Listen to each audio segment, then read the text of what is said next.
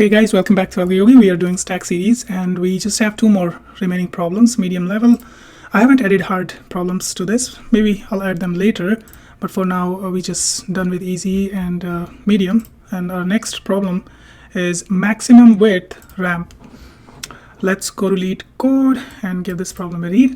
A ramp in an integer array nums is a pair I and j, which represents the indexes of elements in this array, for which I is less than j. Basically this pair that we are trying to find, ramp, represents this pair. I and j are the indexes, and where I is less than j, so I has to occur before j in our array, and nums I, the element at nums I, has to be less than or equals to nums j. The width of the ramp is j minus I. That's what we will be returning, and we have to calculate, given this nums, return the maximum width of a ramp in nums. If there is no ramp in nums, return 0.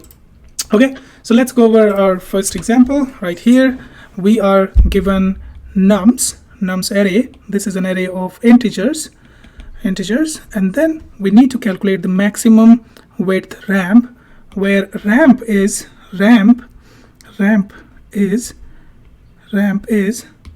j minus I. This is ramp.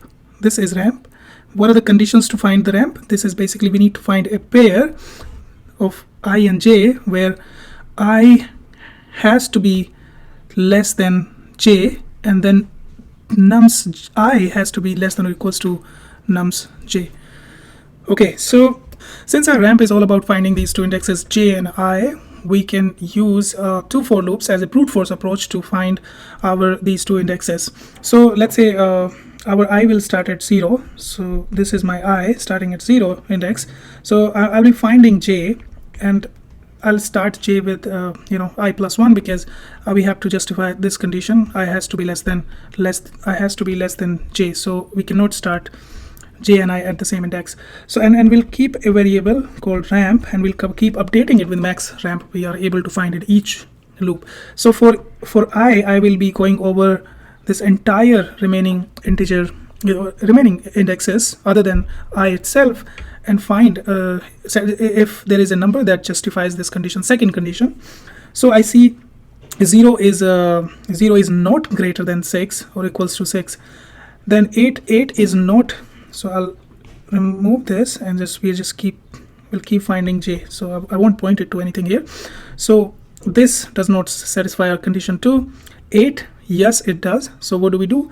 We will update our ramp with j is 2 minus 0, 2. So I'll update my ramp now.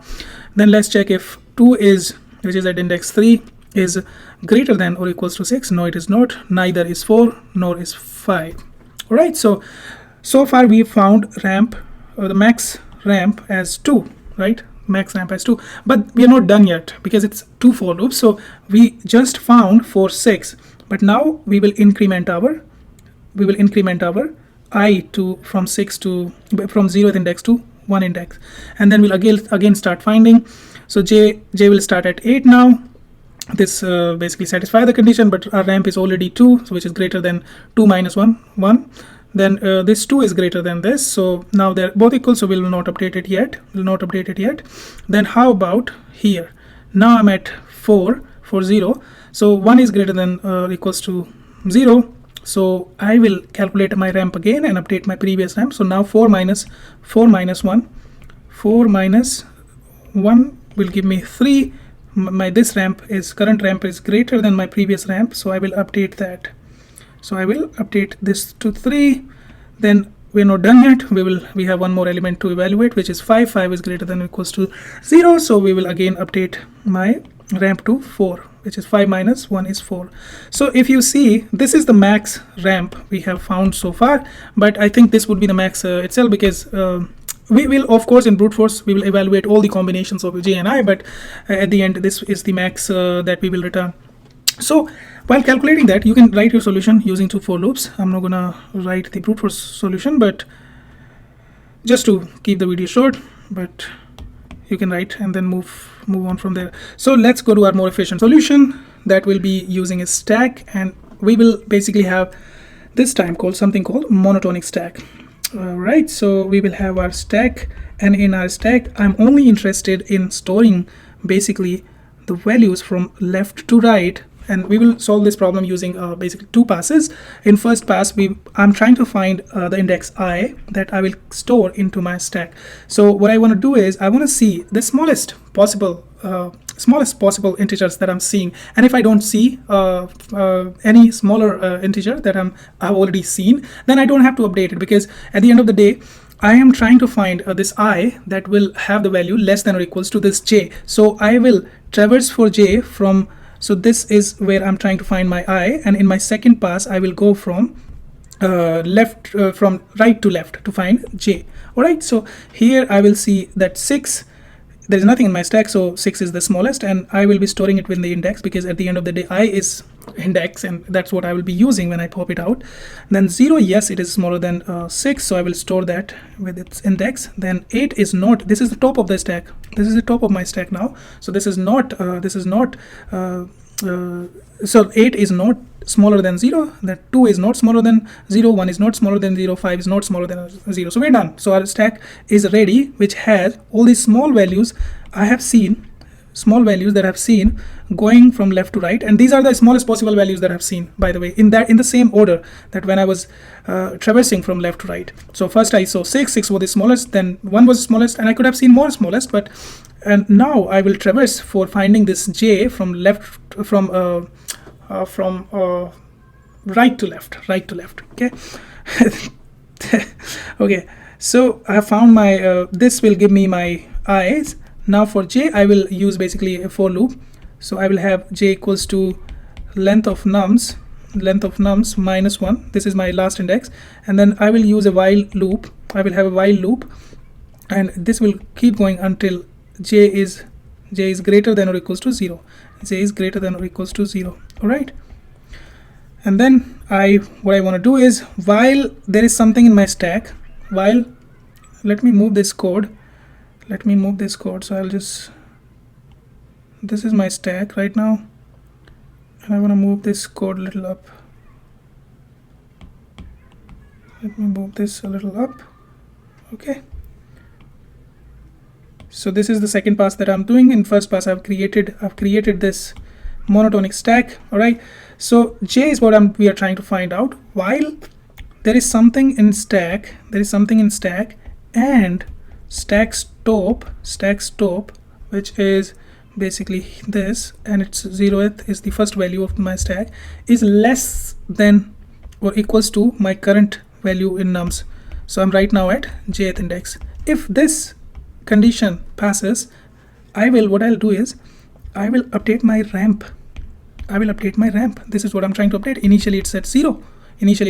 So ramp would be max of ramp or this j minus I. What is I? This I will take out from the second value, basically this. So first index, that's how we stored it. This is the index that we stored. These are i's. Okay, so I'll update my ramp here. Otherwise I'll not be okay, by the way, before that I update it, I will pop, let me, instead of doing it like this, I will pop this from my stack, and I will keep popping.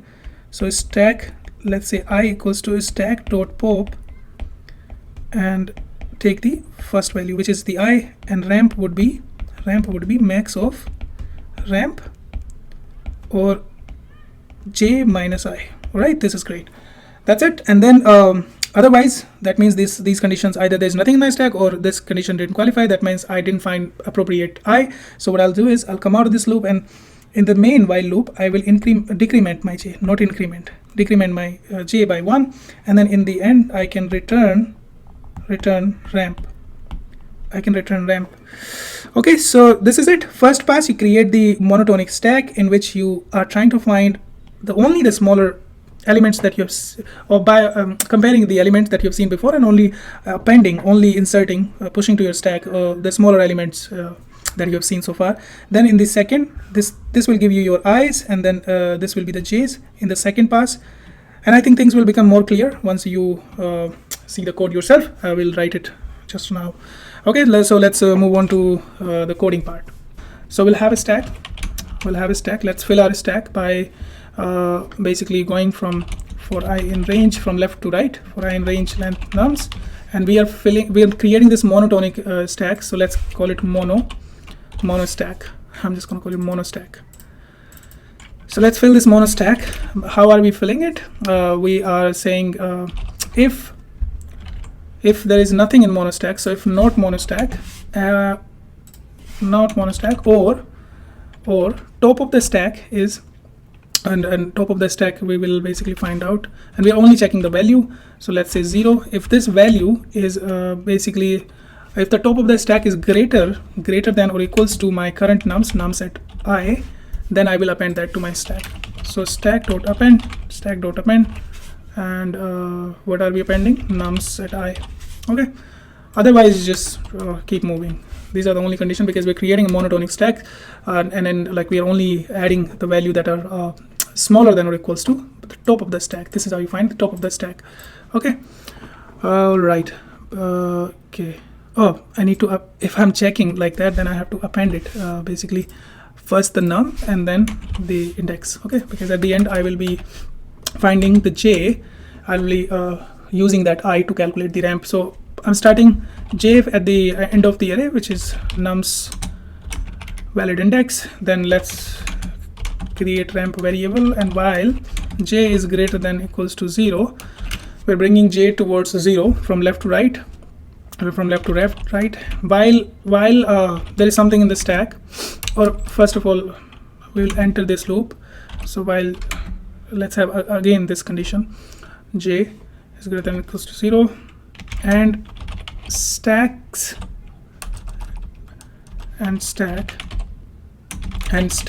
top.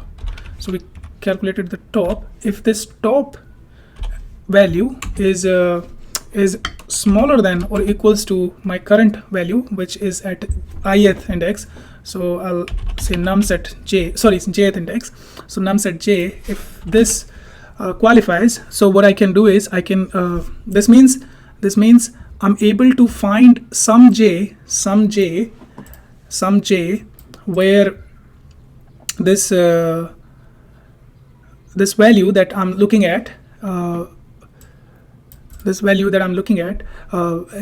is basically greater than or equals to the top of the stack, and top of the stack will have that monotonic stack that is from left to right. So I guess we were only adding the values like which are greater or smaller or equals. So here at this point, if we see like some value on the top that is less than or equals to the value that I see like furthest left, then I will update my ramp. So ramp would be, so I'll pop the value. So let's say I is what I want to pop. So I want to pop I, calling it stack.pop, and after popping I just want to use the index, so which is like the first value. Ramp would be max of ramp or j minus I. Okay, and then while I'm in the loop, I will decrement my I. I'll decrement my I. All right, then finally I can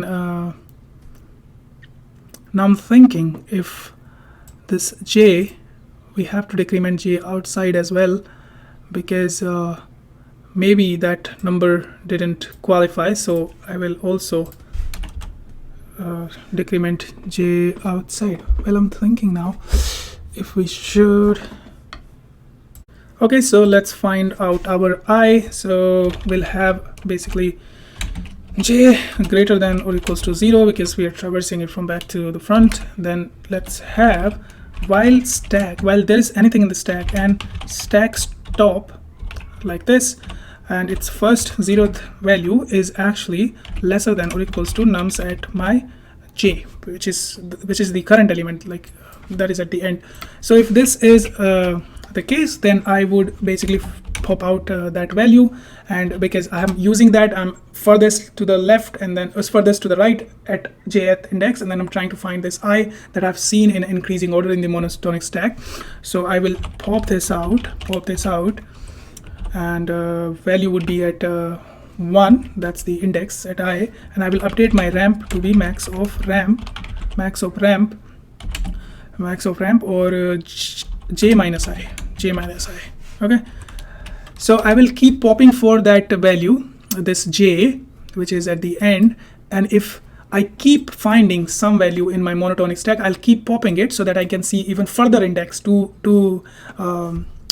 from right towards left. I can see the furthest leftist that we have stored in the monotonic stack, and I will be able to find this widest ramp.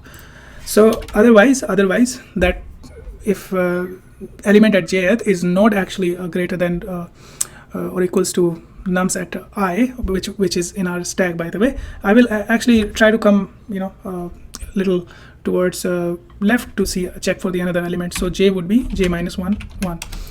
Okay, and I think that would be it. We will check for all the j's, and it might happen it might not even enter this, because there might be, we have already used all the stack values, and I just forgot that it's a monotonic stack, mono stack, and not just stack. Okay, yeah, and this as well. All right, so let's return our ramp. I'm going to zoom out and let's test our code. This is our entire code now, and I'm gonna run it. All right, this passes the examples. Okay, awesome. So let's write down the time complexity. Time complexity would be big of n, and same goes to the space complexity. Also, like, you don't have to store these two values, just like I'm storing the index, and just for the accessibility, like direct access, I could take out the I, but you can just only add just I index and just index, and use instead of this, you can put this the top of the stack inside into as an index into the nums. So that's also goes well. You don't have to add two elements. Okay, so now big of n as well. Alright, let's go back to AlgoYogi. This was our second last problem, and then we have one more problem, and we'll be done after that. See you guys later. Bye bye.